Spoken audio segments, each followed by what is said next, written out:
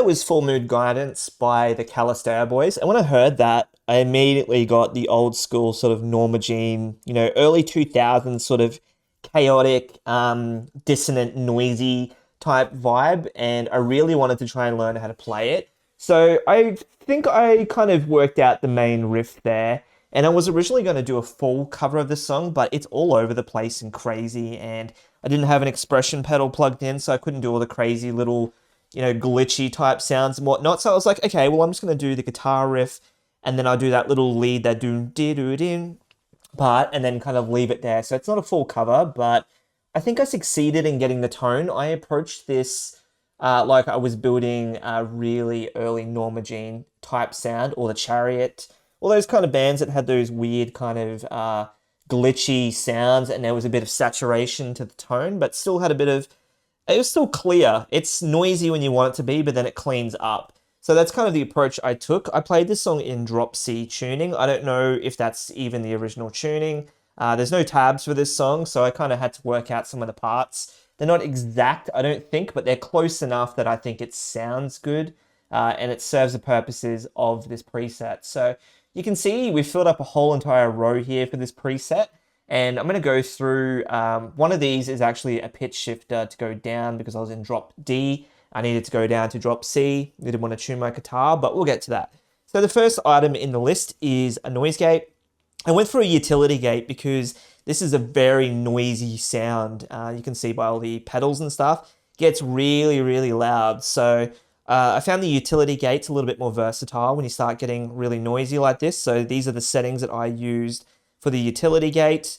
Just a really low attack, relatively low hold, pretty short release as well, and a -50 on the threshold. If you're copying this into another model or something like that, like any noise gate would do the trick. This is the whammy pedal. So I didn't have an expression pedal connected, but if you have a whammy pedal connected and you want to do those kind of higher octave ones where it goes up an octave, I've configured the wham here, so the toe pitch is 12 semitones, so an octave, and then heel pitch obviously 0 semitones. So that's the settings. There's nothing really amazing or different there. It's just 0 to 12 and back. Now, I used the transpose here, as I said, to tune down from drop D. I went down 2 semitones to drop C.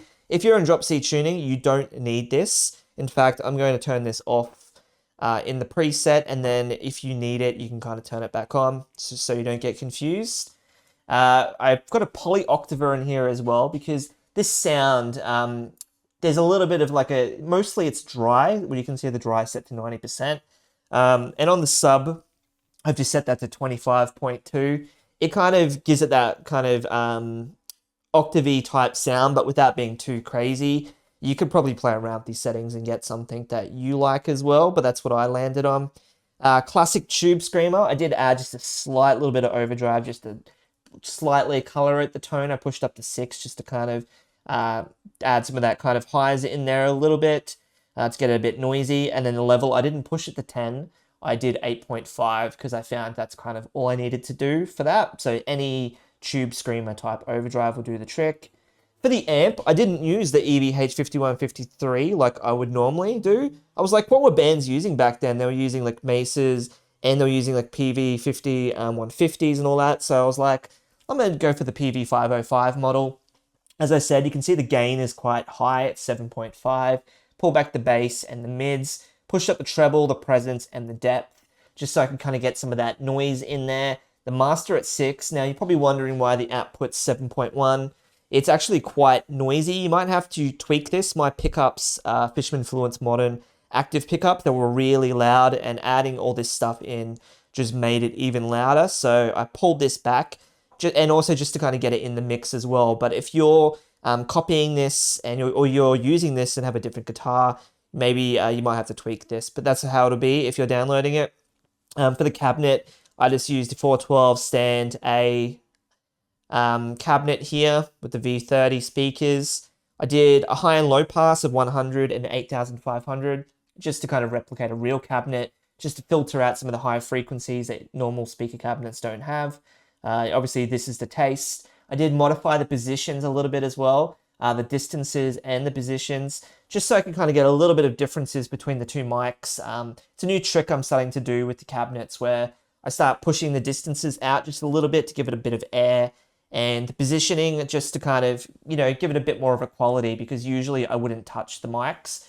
But I found the last few heavy presets and whatnot I've done, they've benefited from playing with the mic positioning. So that's something I'm still learning, but I really liked how that sounded.